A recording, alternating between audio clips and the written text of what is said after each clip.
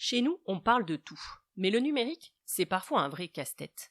Entre les réseaux sociaux, les jeux en ligne, l'achat du premier téléphone, pas toujours évident de bien comprendre les risques, enjeux et opportunités que peut apporter le numérique, ni de savoir comment poser les bonnes règles communes à toute la famille. C'est justement pour ça que Bouygues Télécom a lancé le programme Reconnecter, une série de vidéos YouTube animée par une psychologue pour des familles comme les nôtres, pour parler cyberharcèlement, cybersécurité, gaming, vie privée numérique ou achat du premier smartphone, sans tabou et avec bienveillance.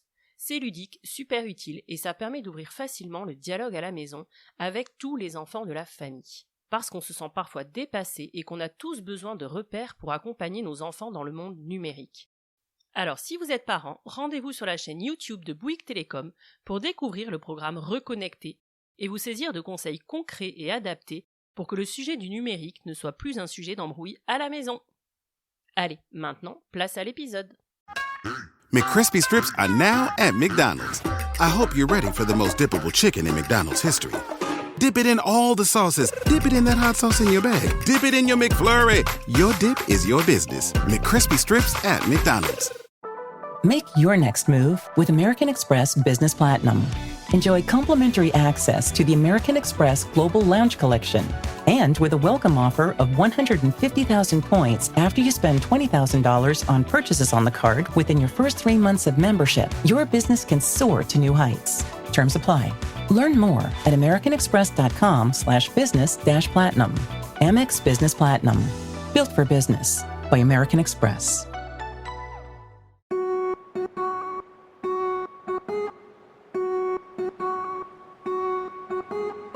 Bonjour, je suis Élise et vous êtes sur The Cool Step Family, le podcast qui donne enfin la parole aux familles recomposées.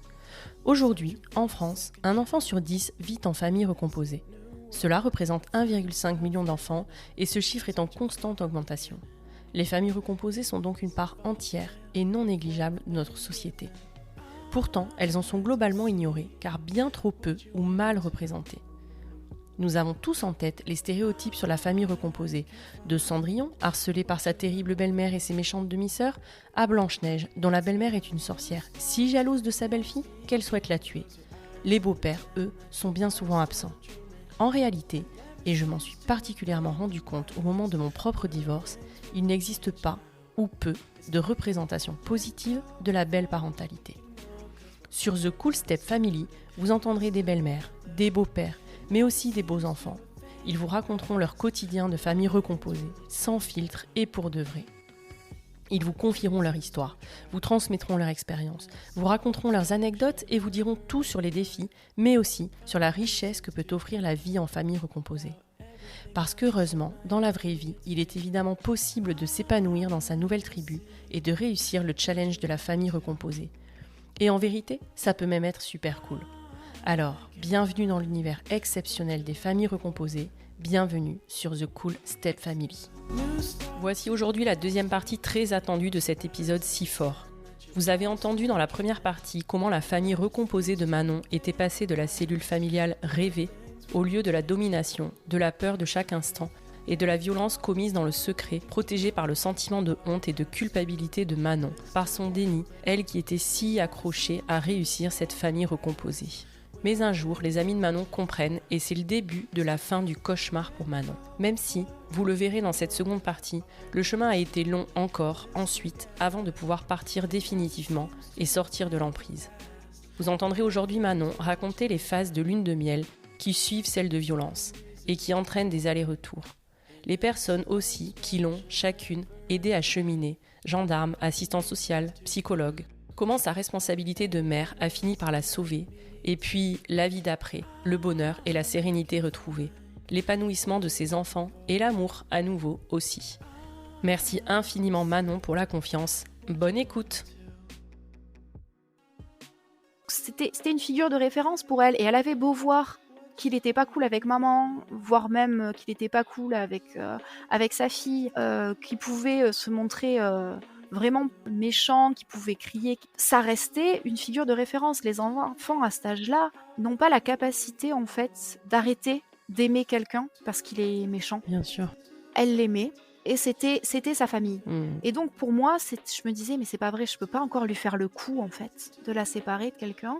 Et puis j'avais tellement donné dans cette relation, tellement passé d'épreuves pour en arriver là.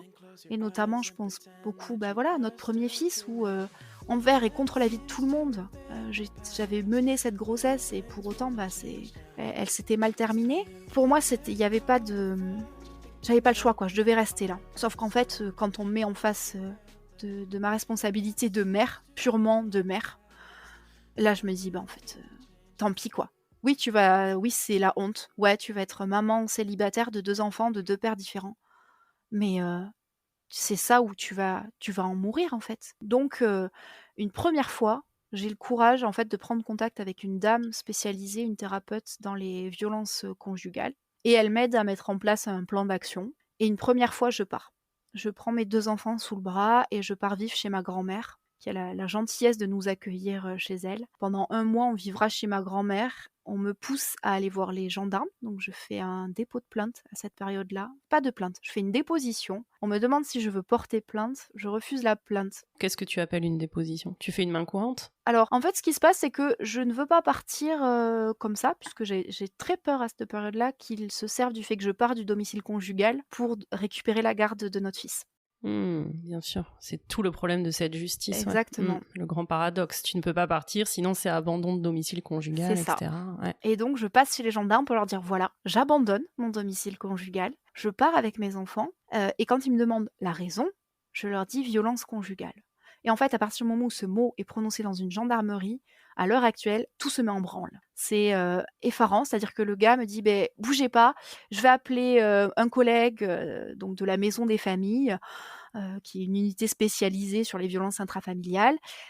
Donc ce collègue me reçoit le lendemain, donc c'est de la déposition, c'est je crois 4 heures de déposition je fais. Puis il me dit faut aller voir un psy expert, il faut aller voir un médecin légiste. Enfin il y a tout un tas de trucs qui se mettent en branle et moi je suis complètement perdue parce que je voulais juste partir. Je voulais juste me mettre en sécurité, j'étais pas prête à lancer tout ce truc-là. Et donc quand on me dit est-ce que vous voulez déposer plainte? Je leur dis non. Alors on m'explique qu'il passera quand même en jugement. Simplement, je ne pourrais pas me porter partie civile ou victime, et je n'aurais pas de dommages et intérêts. Honnêtement, je m'en fous à ce moment-là. Je veux juste pouvoir partir. Et donc, voilà, le système s'est enclenché et le système ira jusqu'au jugement qui aura lieu 1 an plus tard et auquel, en fait, je ne suis pas associée. Donc, je n'ai même pas les résultats de ce jugement-là. Mais je sais qu'il est passé en tout cas en jugement. Il est passé en jugement sous quel... parce que du coup, s'il n'y a pas de dépôt de plainte, enfin déjà, on sait aujourd'hui qu'avec dépôt de plainte, c'est très rare qu'il y ait un jugement, malheureusement. Tu vois, là, c'est en général classé sans suite. Donc, comment il y a un jugement Alors, de ce que j'en comprends, il n'y a pas besoin d'avoir un dépôt de plainte. À partir du moment où des violences intrafamiliales ou conjugales ont fait l'objet d'une déposition simple, le procureur peut se saisir de l'affaire et décider de poursuivre l'auteur des violences. À ce moment-là, du coup, le procureur, puisque de ce que je comprends à l'heure actuelle, ils sont quand même, ils essaient de suivre un maximum ces histoires-là. Le procureur, du coup, s'est saisi de cette déposition et les démarches ont été mises. Voilà, je sais que, par exemple, j'ai beaucoup d'amis, de familles qui ont été entendus dans le cadre de l'affaire. Lui a été entendu plusieurs fois aussi. J'ai des photos des derniers bleus que j'ai eus et j'ai des enregistrements. Et ça a fait le poids aussi. J'ai des enregistrements puisque à une période, je me suis dit: «Si je veux me mettre en sécurité, il faut que j'ai des preuves», justement. Et donc je me mets à enregistrer quand il pète un câble, j'enregistre ce qui se passe et en fait, on entend très distinctement sur les enregistrements, des faits de violence. Ok, et ça, tu leur fournis quand même, du coup, tu donnes tout ça? Oui, D'accord. je leur fournis. Ok. Et donc en fait, donc il y a cette, première séparation où, je revois très clairement le gendarme, à qui je fais ma déposition, m'expliquer tout le cercle de la violence, m'expliquer le concept d'emprise et me dire aussi, que, si j'y retourne, il faudra que je les tienne au courant et que c'est possible que j'y retourne parce qu'une femme, victime de violences conjugales y retourne en moyenne 7 fois. T'es tombée sur des gars qui étaient formés, c'est bien, enfin. Ouais. Mais à ce moment-là, j'en rigole et je me dis: «Même pas en rêve. Je suis partie, j'y retournerai pas». Sauf qu'en fait, on est reparti pour la phase de lune de miel et il est très, très fort. Il me laisse revenir à la maison, lui s'en va Donc je réintègre la maison, mais une maison dans laquelle il a ses affaires, il a son fils, il a les animaux qu'on avait. Donc en fait, il revient régulièrement. Il devient gentil, on a des discussions, enfin voilà. Et donc petit à petit, je me fais avoir et je le laisse revenir dans ma vie jusqu'au jour où, on s'est carrément, une vie de couple qui redémarre et où il me dit du jour au lendemain: «Bah, c'est bon, j'ai rendu mon appart, je reviens vivre là». OK. Parce que, attends, au moment où tu pars, il y a aucun pétage de câble. Pour le coup, il réagit hyper bien et Non, il pète un câble, il va voir les flics. D'ailleurs, il porte plainte pour violence contre moi, enfin, le fait que j'aurais fait des violences sur lui. Mais très vite, ça lui prend, je sais pas, 4 jours pour se calmer. Et au bout de 4 jours, ça redevient mais un agneau. On lui donnerait le bon Dieu sans confession, littéralement. Parce que je pense qu'il voit bien que s'il persiste à agir comme il agissait, ben, il va tout perdre. Mmh. Donc il est plus malin que ça et il me récupère tranquillement, mais sûrement. Mmh. Jusqu'à voilà, revenir s'installer, à la maison donc où on est avec les enfants et là, il n'y aura plus de violence, physique, ce qui est déjà une avancée, Mmh. mais les violences, psychologiques, elles perdurent. C'est du harcèlement, c'est, dès qu'il a un problème, c'est des centaines de messages que je reçois sur mon téléphone portable. On travaille à l'époque au même endroit, donc il débarque dans mon bureau et il veut qu'on s'engueule, dans mon bureau. Alors que mes collègues sont dans les bureaux à côté, enfin Mmh. ça me paraît complètement fou, mais il le fait. Voilà, psychologiquement, il me loupe pas et en fait, je sombre, tant et si bien que je finis un jour par faire une tentative de suicide et où je suis hospitalisée en fait en psychiatrie. Et à ce moment-là, t'étais entourée quand même ou pas? Parce que du coup, tes amis, ta famille étaient au courant de ce qui s'était passé cette fois-là? En fait, j'ai informé ma famille et mes amis qu'il était revenu, Mmh. donc on s'était remis en couple et je pense que du coup, j'avais tellement honte de ce qui s'était passé que je ne leur redis rien. Mmh. Je recommence en fait comme les années d'avant, c'est-à-dire que tout ce qui se passe mal, je ne dis rien. Parce que je ne veux pas qu'ils me disent: «Ah bah tu vois, on avait raison». Mmh.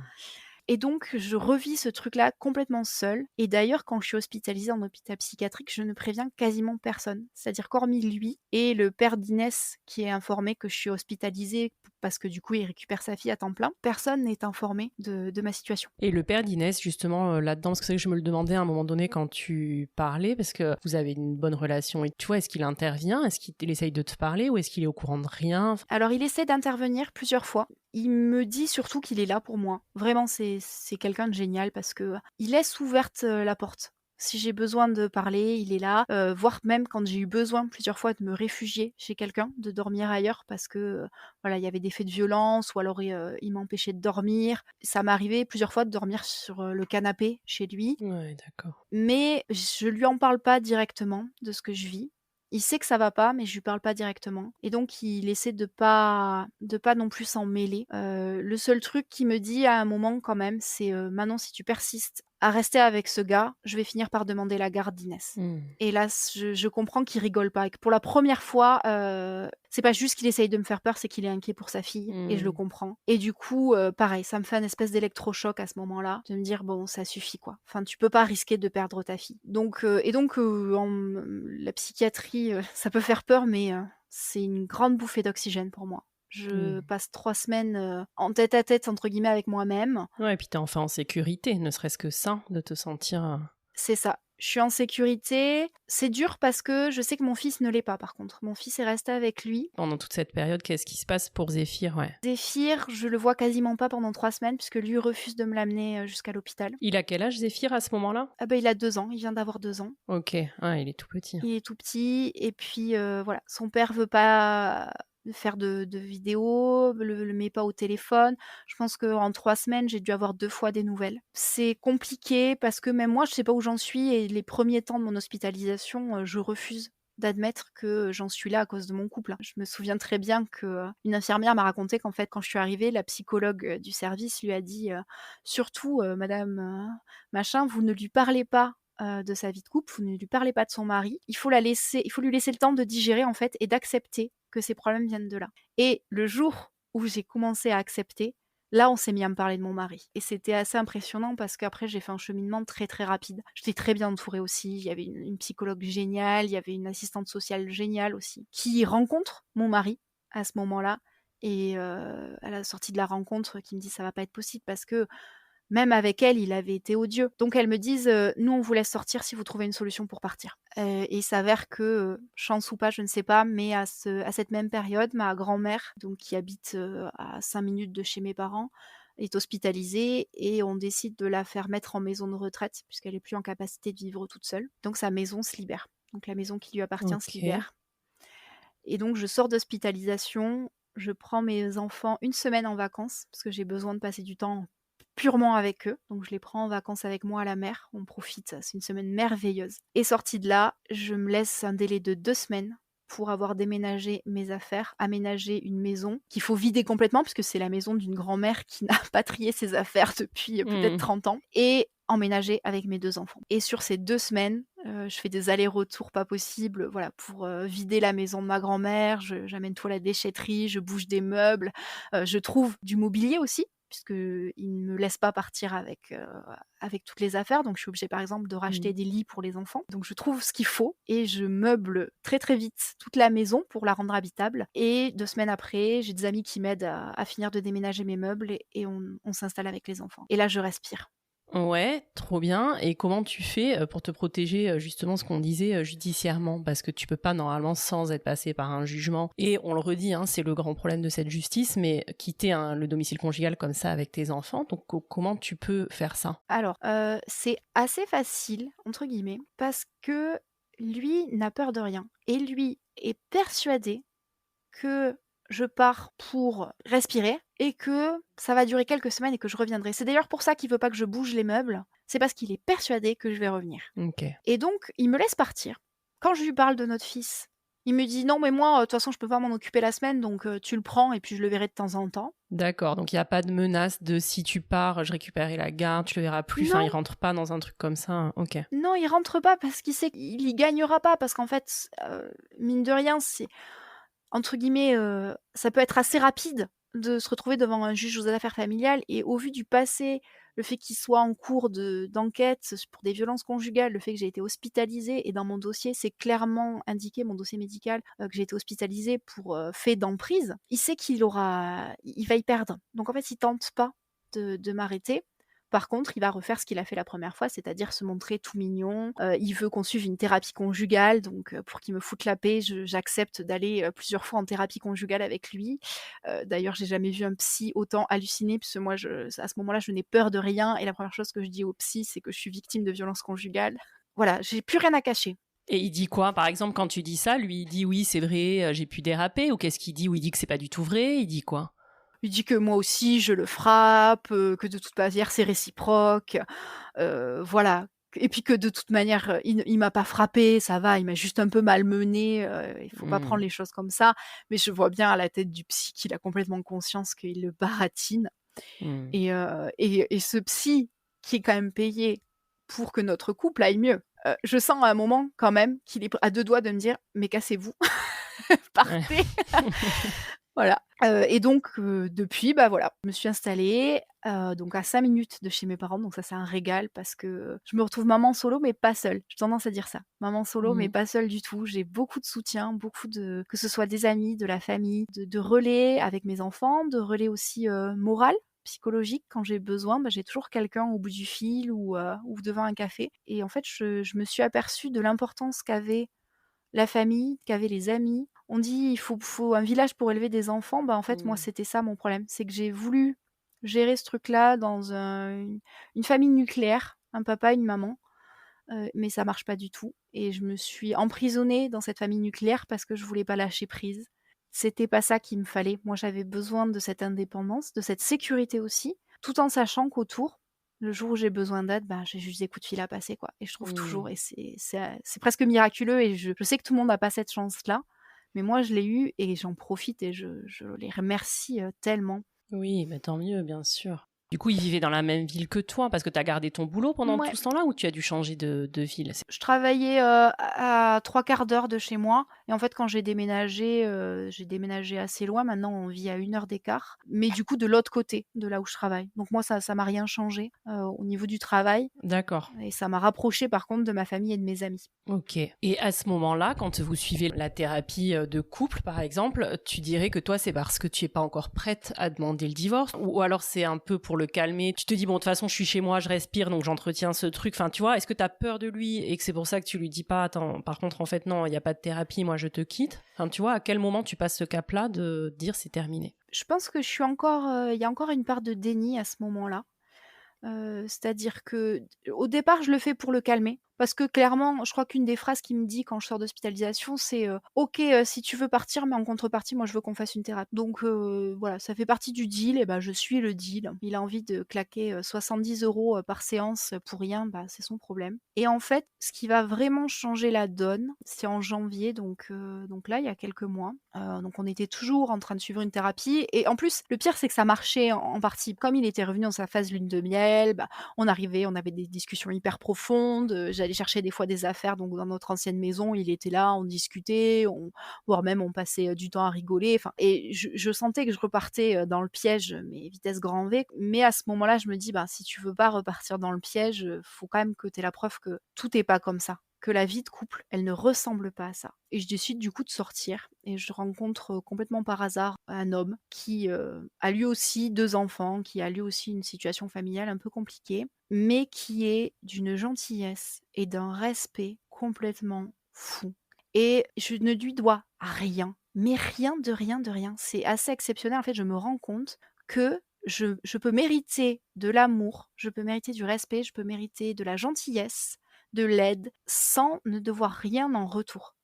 Et ça, ça pour moi, c'est presque une découverte. Et sans le savoir, ce mec-là me fait prendre conscience que, en fait, mon ex, ça ne pouvait pas fonctionner parce qu'il y avait pas de respect et qu'en fait, c'était toujours donnant-donnant et qu'au moindre pas de travers que je faisais, mais je prenais tellement cher alors que là, j'avais le droit de faire des erreurs. J'avais le droit de pas être d'accord avec lui. J'avais le droit de pas être d'accord avec lui. Ça m'a les premières fois, ça m'a j'étais là: «Waouh! Ah Hmm. ça fait pas des débats de plusieurs jours, mais c'est incroyable». Et du coup, là, à ce moment-là, je me suis dit: «Bon non, stop, de toute façon, tu n'y retourneras pas. Tu mérites tellement mieux que ça». Et donc j'ai arrêté les thérapies de couple. Ce qu'il a très mal pris, hein, ça a donné lieu à un peu de harcèlement par message à la suite. This episode is brought to you by State Farm. Knowing you could be saving money for the things you really want is a great feeling. Talk to a State Farm agent today to learn how you can choose to bundle and save with the Personal Price Plan. Like a good neighbor, State Farm is there. Prices are based on rating plans that vary by state. Coverage options are selected by the customer. Availability, amount of discounts and savings, and eligibility vary by state. Member Week is here at Lowe's. Don't miss your chance to get up to 40% off hundreds of items like paint, outdoor and home essentials, and more. Shop our exclusive deals happening in-store and online now through May 14th. Not a rewards member? Join for free today and get ready to save more. Lowe's, we help, you save. Loyalty program subject to terms and conditions. Details at lowes.com/terms. Subject to change. Ouais, parce qu'il sentait que tu étais en train de lâcher. Je pense qu'il avait plus d'emprise. Ah ben là, il a senti que j'ai Et lâché. ouais. Mais cette personne que tu rencontres, tu as une histoire avec lui de manière prolongée. En fait, tu le rencontres en soirée par hasard et après, tu as une histoire d'amour avec lui? Ouais, on est toujours ensemble. Alors, Ah oui, d'accord, ok. c'est très particulier parce que je pense qu'au départ, ni lui ni moi, on voulait d'histoire de couple. Parce que moi, sortant de ma situation, c'était très compliqué déjà de faire confiance. Alors là, ça a été grande étape. Parce que je me souviens, mais voilà, ma dernière relation, ça se passait très bien au départ, ça n'a pas empêché que ça dérape après. Donc j'avais conscience que c'est pas parce qu'un mec est gentil au départ qu'il le sera tout le temps. Et puis, bon voilà, lui avait sa situation. On a 2 enfants chacun. Ses filles ont à peu près l'âge des miens. Donc 4 enfants en bas âge, c'est quelque chose. Donc en fait, on s'est mis d'accord très très vite sur le fait que, ok, ça fonctionnait, ok, en fait, on avait des sentiments l'un pour l'autre, mais il était hors de question, en tout cas dans les mois, années qui viennent, qu'il y ait plus que ce qu'il y a à l'heure actuelle. C'est-à-dire qu'on se voit 1-2 fois par semaine, grand maximum, avec ou sans les enfants, peu importe, puisqu'en fait, on les a fait se rencontrer assez tôt, donc ils s'entendent bien, c'est assez cool. Mais ça ne va pas plus loin. On ne vivra pas ensemble. Et moi, je lui ai même dit, je pense que je ne vivrai plus jamais sous le même toit qu'un homme, parce que en termes de Mmh. sécurité, c'est beaucoup ce qui m'a manqué. Parce que c'était intolérable et invivable pour moi que la seule pièce où je me sente en sécurité chez moi, ce soit la chambre de mes enfants. Je veux être en sécurité pleinement chez moi. Je veux que ce soit chez moi. Mmh. Et puis même, je refuse de me retrouver à vivre avec 4 enfants. C'est c'est beaucoup trop, beaucoup plus que ce que je suis capable de supporter au quotidien. Et donc et lui, ça lui va. Voilà, on vit quand même à 1 heure de distance. Donc pareil, c'est des allers-retours qui se Mmh. mettent en place et on ne compte pas changer de travail ni l'un ni l'autre, on ne compte pas changer de logement ni l'un ni l'autre, donc pour l'instant, on fonctionne de cette manière et on envisage de fonctionner le plus longtemps qu'on puisse Mmh. de cette manière. Oui, personne n'impose rien à l'autre et vous prenez ce Non, qu'il y a à il y a prendre. rien d'imposé et c'est génial parce que ce type de relation, ça veut dire que quand on se voit, il y a que le bien. Toutes les emmerdes, tous les problèmes, toute la fatigue, ça a été géré en amont ou ce sera géré en aval. Mais comme on sait qu'on se voit, voilà, le soir, que comme en plus on habite loin, qu'on travaille tous les 2, ben, on va se voir de 20h, le soir jusqu'à, 5-6 heures le lendemain matin. On sait que c'est des moments hyper Mmh. précieux et on en profite un maximum. Voilà, pour l'instant, on fonctionne de cette manière et on y a tous les 2 trouvé notre compte. Et moi, j'ai encore plus, voilà, trouvé mon compte parce que, la façon dont il est avec moi, en fait, c'est normal. Mmh. Et ça a beaucoup fait rire mes amis. Moi, je me souviens au tout départ, j'arrêtais pas de leur dire: «Oh, mais vous vous rendez compte, il est exceptionnel, j'ai fait ça comme Mmh. ça et puis, bah, il a pas réagi» ou «J'ai dit ça et puis, il a répondu ça. Mais, c'est fou, il est trop gentil, il est trop» et mes amis rigolaient Mmh. et au bout d'un moment, il y en a un qui me dit: «Manon, il est pas exceptionnel ton mec, il est normal. Il te traite normalement, avec gentillesse, avec respect, comme tous les mecs devraient le faire». Ouais, sauf que toi, ton référentiel, il était abîmé, quoi. Ah mais complètement! Pour moi, ma normalité était venue de devoir marcher sur des œufs au quotidien, ne pas ouvrir la bouche sur ce que je pense vraiment et si j'osais ouvrir la bouche, le faire en connaissance de cause, que ça allait créer, des échanges houleux pendant des jours et des jours et donc là, je redécouvre le plaisir de pas être d'accord avec quelqu'un Mmh. et juste de ne rien dire. Il voit que je suis pas d'accord, voire même des fois je lui dis: «Bah là, je suis pas d'accord» et ça en reste là et c'est exceptionnel et donc il y a pas eu un seul début de dispute en 4 mois là et pour moi c'est je revis et par contre, c'est assez particulier peut-être pour les enfants. Il y avait ce truc-là, ça a été difficile, de savoir est-ce que je les présentais, je les présentais pas? Comment on mettait en place ce truc-là? Puisque en fait, ce qui se passe, c'est que moi, Zéphyr, je l'ai on va dire 90 du temps à l'heure actuelle. Donc pour, voir d'autres personnes, que ce soit des amis d'ailleurs ou un conjoint, ça nécessite que Zéphyr soit là, hein. Souvent il est là d'ailleurs, alors souvent à 20h il dort donc il le croise pas, mais pour autant il est dans la maison et du coup je savais pas trop, si ça risquait de leur poser problème à mes enfants qu'il y ait à nouveau quelqu'un ou pas et notamment à ma fille qui elle est plus grande, qui elle avait vécu tout ce truc-là, toutes les violences et aussi tout le deuil derrière de devoir, renoncer et à son beau-père et aussi à sa demi-sœur, même elles ont aucun lien de sang. C'est 2 petites filles qui étaient tellement proches que ça a été très dur au départ de lui expliquer qu'elle allait plus la voir, en tout cas, plus aussi souvent. Et du coup, je me suis dit: «Mince, est-ce que, je la remets au milieu de ce truc-là? Est-ce que je lui présente? Est-ce que je lui présente les filles, de mon nouveau conjoint ou pas?» Et puis, j'ai pas réfléchi si longtemps que ça. Je me suis dit qu'en fait, il fallait aussi que je fasse des choses qui, me rendent heureuse et que plus je serai bien dans mes baskets, plus je serai bien dans ma vie, mieux je serai aussi avec mes enfants. Et de toute façon, elle l'avait vu qu'il se passait quelque chose. Elle me l'avait dit, que j'avais tout le temps le sourire aux lèvres. Elle me voyait avec mon téléphone, elle me dit: «Ah maman, tu as l'air heureuse» Mmh. et je me suis dit: «Bah, elle comprendra». Alors du coup, elle le visualise pas du tout comme un beau-père potentiel, ça c'est assez marrant. Elle a vraiment fait la distinction cette fois. Ouais. Mais elle l'apprécie beaucoup, lui aussi et elle apprécie aussi les filles, mais pareil, c'est ses filles à lui, c'est pas des potentielles, sœurs. Mmh. Et pour l'instant, ça voilà, ça se passe bien et je me dis: «Même s'il y a séparation, elle, ce qu'elle en aura vu quand même, c'est que, ça a aidé maman à remonter la pente» Mmh. et pour moi, je trouve que c'était plus important, protéger ses enfants, oui, les protéger à tout prix en restant malheureux, non et en plus, quand je prends vraiment le gros recul sur cette situation, je me dis: «Si j'y étais pas allée, si, je lui avais dit: «Oui, OK, tu me plais, mais j'ai des enfants, une situation compliquée, donc non, non merci» et beh, potentiellement, mon ex-mari aurait réussi à remettre la main sur moi. parce que j'avais pas encore la force et j'avais pas encore justement ce mouvement du référentiel qui me faisait dire que tout ce que j'avais vécu, c'était complètement anormal. Mmh. Donc c'est, entre guillemets, un potentiel, on met des grands guillemets, «mal» pour, un bien actuel, sans aucun doute, quoi.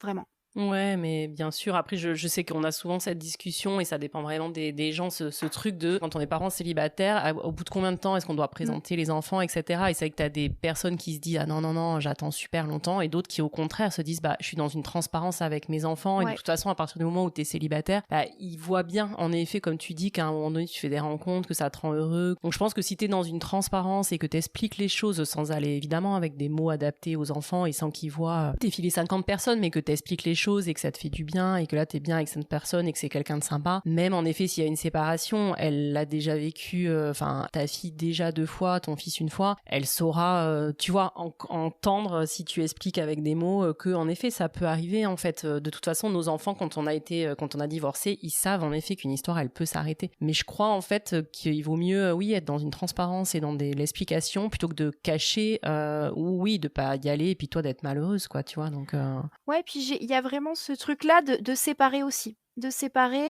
ChatGPT Plus is free for college students through May. Here's the thing. You've got a lot to do between now and then. Studying for finals, writing papers, trying to keep your life on track. And ChatGPT can help with all of it. It can quiz you for your econ exam, make a study guide from your French notes, plan out your meals and study breaks. It can get really specific on how you like to learn. It can even help you come up with ways to stop procrastinating. So from now until summer break, take advantage of all the ways ChatGPT can make your life easier. Restrictions apply. This episode is brought to you by LinkedIn. Psst, healthcare pros, word's out, and it's too good to keep quiet.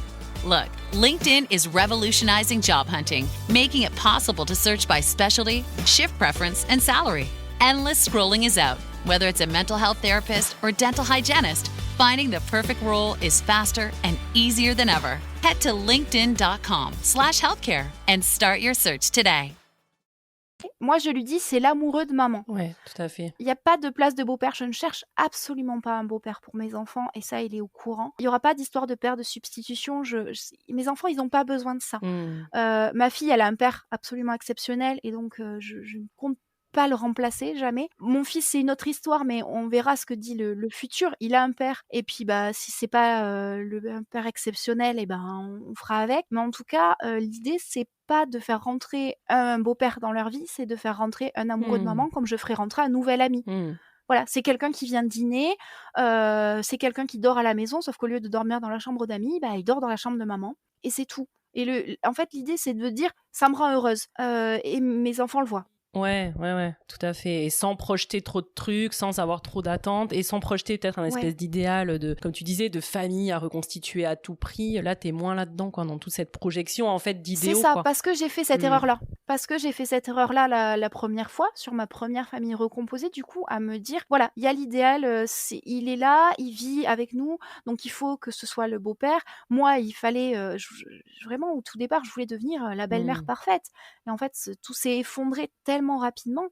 Je suis devenue, la belle-mère horrible des contes de fées, littéralement et donc tout ça, je veux pas le reproduire, même avec ses filles. Pour moi, ces filles, c'est les filles au même titre que les enfants de mes amis. On joue, on y va, on va au parc et tout, mais c'est pas moi qui fais leur éducation, c'est pas moi, qui leur dit comment se tenir à table, c'est pas moi qui décide si elles regardent la télé ou pas. Elles ont des parents qui sont présents et je ne compte pas m'immiscer, jamais, dans ce truc-là.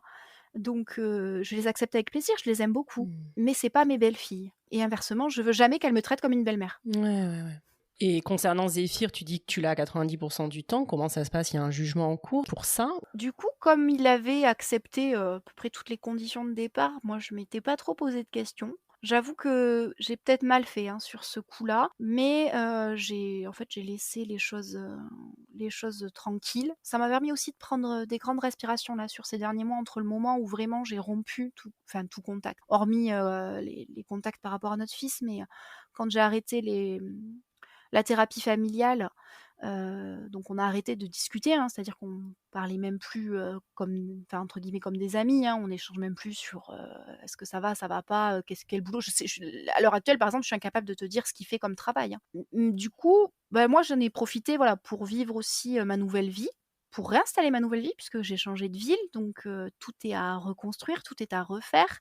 Pour reconstruire une espèce de vie de couple, même si c'est un soir par semaine, bah, c'est un soir auquel je tiens. Pour reconstruire ma vie sociale puisque, j'avais quand même été très isolée sur les dernières années, donc pareil, je prends le temps de faire des sorties avec mes amis, de voir ma famille, de rencontrer du monde dans des nouvelles soirées aussi. Et en fait, bah, cette pause, on va dire, de galère administrative, m'a fait beaucoup de bien, mais il fallait bien que ça s'arrête un jour et là, on est arrivé dans une phase où en fait, mes enfants, enfin mon fils Zéphyr a été, signalé aux services sociaux, à l'époque où en fait j'étais hospitalisée. Donc il y a eu un signalement, vis-à-vis de son père. Ça met du temps, ces signalements-là à être gérés, donc j'ai rencontré les assistantes sociales, récemment. D'accord. Et là, on m'a dit clairement qu'il fallait que je fasse les démarches devant un juge pour au moins acter la garde. Si divorce, il n'y a pas, puisque divorce, ce sera un peu long. On a une maison en commun, donc c'est toujours en fait le nerf de la guerre, savoir est-ce qu'on revend la maison, est-ce qu'il rachète les parts, enfin voilà. Mais en attendant, il fallait que la garde soit actée. Ouais, tout à fait. Mais en attendant, toi, par exemple, la maison, vous payez un crédit dessus et donc toi, tu payes Tout une à fait. part de l'emprunt dessus. Elle est pas finie, elle est finie cette maison au final? Alors non, elle est finie, je dirais aux 2/3. Il reste quand même, l'étage à finir de construire et je paye la moitié du crédit tous les mois. Donc oui, c'est une certaine somme d'argent. Et ouais. C'est aussi un blocage parce que ça veut dire que moi derrière je peux pas, potentiellement l'idée ce serait quand même que je rachète là où j'habite, mais je peux pas racheter. Mais je lui ai laissé du temps. En fait ce problème-là, alors tout le monde, me dit: «Ah mais tu trop gentille». Oui, peut-être que je suis trop gentille, mais j'ai aucun intérêt en fait à lui mener la vie dure. Non, mais je comprends. T'avais d'autres priorités. C'est Puis ça. ça, c'est que du matériel, entre guillemets, par rapport à ce que t'avais vécu. Toi, enfin, oui, c'était pas dans l'ordre des priorités, quoi. En fait, mon idée, c'est d'y aller le plus calmement possible pour pas repartir dans des disputes, dans un combat, en fait. Je veux pas relancer un combat avec lui parce que je sais comment il est et je sais qu'il y a notre fils au milieu et je veux tellement pas que notre fils se retrouve mêlé à nos histoires que j'avance petit pas par petit pas. Et oui, c'est peut-être pas parfait, c'est peut-être trop gentil de ma part après tout ce qui s'est passé, de laisser les choses se faire de cette manière. Mais moi j'ai tendance à dire, j'y trouve quand même ma place, j'y trouve mes avantages. Oui, c'est l'essentiel. Et par contre, Zéphyr, il a envie d'y aller parce que là, il le voit quoi, un week-end sur deux? Ouais, il le voit un week-end sur 2. Alors Zéphyr, c'est particulier parce que déjà il est petit et puis il parle pas beaucoup. Il a que 2 ans et demi, donc on est dans l'apprentissage du langage, mais il est un petit peu fainéant, donc on va dire qu'il prend son temps. J'ai pas l'impression qui ne veuille pas aller chez son père. En tout cas, quand il voit son père, il lui saute dans les bras. D'accord. Pardon de poser cette question, mais c'est vrai que comme il y a eu toutes ces violences et que tu l'as vu Bien sûr. pouvoir être violent aussi avec sa fille, avec la tienne, et qu'au départ avec Zéphyr ça se passait pas très bien. Voilà, je me demandais comment toi t'arrives à gérer le fait de continuer à laisser Zéphyr y aller, quoi. Est-ce que tu te dis qu'il peut être violent avec lui ou est-ce que tu... Alors c'est une vraie question à laquelle pour l'instant je n'ai pas encore défini de réponse claire. J'ai peur, oui, mais pas tout de suite. En fait, il y avait vraiment cette phase de nourrisson où ils le supportaient pas. Ils ont eu des relations un peu plus normales, on va dire, quand Zéphyr s'est mis à marcher vers 1 an, puisque bah, il y avait plus d'interactions. Donc je pense que c'est un homme qui préfère avoir des interactions avec ses enfants. Donc du coup, ça se passait mieux. Moi, les dernières fois que je les ai vus ensemble, pour moi, ça se passait bien. Mais je sais que c'est en grandissant que ça risque de repartir. Puisque moi, j'ai rencontré, donc sa fille avait 6 ans, donc il y avait déjà ces coups sur les mains qui me rendaient complètement folle. Et donc je me dis, je suis clairement pas à l'abri que ça se reproduise. Donc en fait, à l'heure actuelle, je peux pas dire qu'il est violent avec son fils, j'ai aucune preuve de ça. Donc je me vois mal lui retirer une garde. Et en fait, ce qui a été décidé avec les assistantes sociales, c'est de laisser l'enquête se faire, puisqu'il y a une enquête ouverte à ce propos, donc on va laisser l'enquête se faire. Et c'est le juge qui prendra la décision. Et moi, je me battrai pas pour obtenir une garde totale parce que pour l'instant, je n'ai pas de preuve que ça se passe mal. J'ai beau avoir peur, je peux pas séparer mon fils de son père juste pour apaiser mes propres peurs. Mais voilà, il y a des gens plus compétents que moi, des assistants sociaux, des gendarmes, des juges, qui ont vu plus de cas, qui ont peut-être plus de recul que moi pour évaluer le danger pour mon fils et qui seront plus à même de dire est-ce qu'il continue à voir son père, est-ce qu'il le voit en visite médiatisée. Je suis incapable de prendre cette décision en fait à la place des gens formés. J'aurais une preuve si je l'avais vu être violent avec son fils. Oui, là je le laisserai pas. Mais pour l'instant, en fait, je ne sais pas. Et le signalement qui a été fait, en fait, hein, par la médecin, par la pédiatre de Zéphyr, c'est des signalements parce qu'en fait, il avait des bleus. Je suis persuadée à 95% qu'il avait des bleus tout simplement parce qu'il est tombé, parce qu'on était dans une phase où il avait une motricité qui s'accentuait, et là où cette phase où ils n'arrêtent pas de courir, ils grimpent les escaliers à fond la caisse, ils sautent sur le lit. Donc ça m'étonne pas du tout qu'il ait eu des bleus à cette période-là. Le problème, c'est que lui n'a pas su les expliquer. Et donc, toute la machine, en fait, de protection de l'enfance s'est mise en branle à partir de là. Mais à aucun moment, je me suis dit, c'est son père qui lui a tapé dessus. Parce que je connais aussi mon fils. Mais voilà, ce n'est pas à moi de déterminer ce qui s'est passé à ce moment-là, et ce n'est certainement pas à moi de prendre la décision à l'heure actuelle. Et de toute manière, ce ne sera pas moi qui aurai la décision, puisque c'est un juge qui décidera s'il le voit ou pas. Ok, écoute, ouais, sacrée histoire et sacré courage, quoi. Et je me demandais si la mère de sa fille, est-ce que tu sais si elle a été entendue aussi et si elle avait déjà déclaré des violences, tu vois, à son encontre ou pas du tout? T'as eu aucun contact?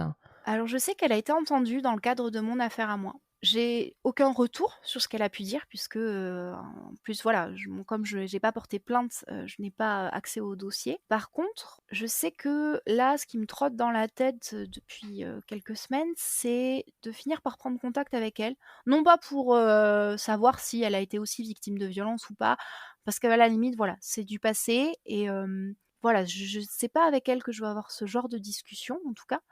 Par contre, on a toutes les 2 une fille qui a vécu, avec cet homme-là.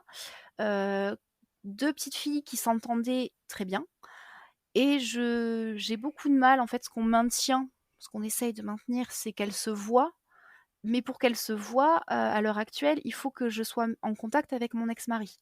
Hmm. Et pour moi, c'est compliqué. C'est vraiment très, très dur. Je me souviens d'une fois où en fait, on les a amenés dans un restaurant, un fast-food et il a passé 2 heures sans m'adresser la parole Hmm. et comme j'insistais quand même pour qu'on ait ne serait-ce qu'une discussion normale. «Comment ça va? Comment ça va ton travail?» Et ben, il a pas voulu avoir une discussion normale, on est parti directement sur des sujets tendus et il commençait à s'énerver au milieu du restaurant, enfin et donc j'ai fini par prendre mes 2 enfants sous le bras et dire: «Bon, bah, je suis désolée mais on s'en va, quoi». Donc ma fille était tellement triste, tellement déçue que ça s'arrête parce qu'elle avait vu du coup cette autre petite fille pendant, 2 heures. Mais en fait, je sentais que moi, pour me protéger à ce moment-là, il fallait que je parte. Et donc du coup, l'idée, c'est de me dire: «Est-ce qu'on peut pas les mettre en contact?» Bah, via leur maman, tout simplement. Ouais, carrément. On n'est pas obligé d'être amis, on n'est pas obligé de partager une histoire commune, mais se dire, ben, une fois, par vacances, par exemple, on se fait une journée, dans un parc d'attractions, un zoo, un machin, avec, les enfants ensemble et ils profitent vraiment de ce temps-là, sans qu'il y ait cette pression des parents divorcés autour. Et je pense que ça peut être une bonne idée, mais voilà, faut que ça se mette en place. Ouais, bien sûr, mais je pense que c'est une bonne idée, ouais.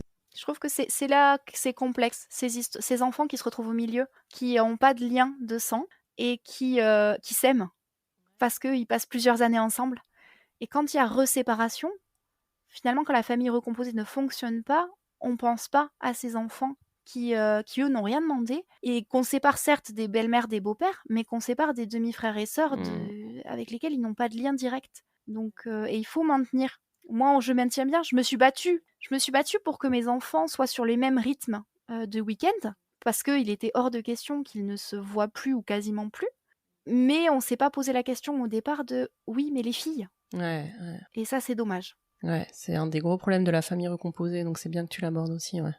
Et écoute, Manon, c'était une sacrée histoire. Est-ce que tu vois des choses que tu as envie d'ajouter? Ouais, à la limite, je sais que c'est pas des histoires qui sont faciles. Je sais que des mamans, dans mon cas, il y en a d'autres. Bien sûr, ouais. Que ce soit en famille, normale, hein, ou que ce soit en famille recomposée, c'est des cas qui sont pas si rares que ça. Et c'est très dur d'en partir. Et c'est très dur d'en partir vraiment et oui, oui, il y aura des allers-retours. Mais en fait, chaque pas en avant, c'est un pas en avant Et il faut tellement garder à l'esprit qu'on le fait avant tout pour ses enfants. On le fait pour soi, oui, mais les enfants, c'est des éponges à émotions. Et grandir dans des violences intrafamiliales, c'est terrible pour eux. Et donc en fait, oui, c'est difficile. Oui, des fois, on n'a pas le matériel, le soutien financier, le soutien familial ou amical dont on aurait besoin pour sortir de cette situation. Mais il y a d'autres voies. Il y a des associations, il y a les gendarmes maintenant qui sont de plus en plus formés. Et en fait, l'idée, c'est de toujours se raccrocher à oui, ça va être dur, mais déjà, ce sera moins dur que de vivre dans ces violences-là. Et surtout pour les enfants, c'est un vrai renouveau. Et moi, je vois mes enfants qui étaient vraiment, je m'aperçois avec le recul, qui étaient vraiment mal avant. Et je revois enfin 2 enfants de leur âge épanouis, heureux. Et ça fait un bien fou. Et je me dis, mais tout ce que j'ai vécu, je ne l'ai pas vécu pour rien, je l'ai vécu pour en arriver à ce moment-là. Ouais, trop beau. Bah non, mais c'est génial et ça donne en effet de l'espoir et j'espère que ça pourra faire passer des messages parce que c'est clair que c'est pas des situations faciles. Et après, oui, ce que tu disais aussi, il y a des contraintes financières, etc. On l'a dit au tout départ, moi je suis cadre, donc j'ai un bon salaire. Moi, je suis en capacité de vivre seule avec 2 enfants à charge, c'est absolument pas un problème. L'aspect financier n'a jamais joué dans mon refus, entre guillemets, de partir. Moi, c'était vraiment cette image parfaite de la famille qui m'empêchait de refaire un pas vers l'extérieur. Ouais. Je suis bien contente d'avoir recueilli cette histoire, donc je te remercie De rien. 1000 fois et puis je suis trop contente de te savoir heureuse aujourd'hui, donc que ça continue. Merci beaucoup. Merci beaucoup. Merci à toi, merci. Voilà, cette fois, c'est vraiment la fin de cet épisode. Je remercie encore infiniment Manon d'être venue à mon micro pour nous raconter son histoire. Histoire difficile, mais dont elle parle avec tellement de lumière. Et sujet dont il me semblait essentiel de parler. Cette histoire pourrait être la nôtre, la vôtre, celle de vos cousines, copines. N'hésitez pas à faire circuler cet épisode autour de vous. N'hésitez pas à mettre 5 étoiles sur vos plateformes d'écoute au podcast et à lui laisser un chouette avis sur Apple Podcast. Le podcast, vous le savez, a aussi maintenant un compte Tipeee, T-I-P-E-E-E. Si vous souhaitez le soutenir, allez-y. On se retrouve lundi prochain pour un nouvel épisode. D'ici là, prenez soin de vous et let's go les Cool Step Families. To the next week.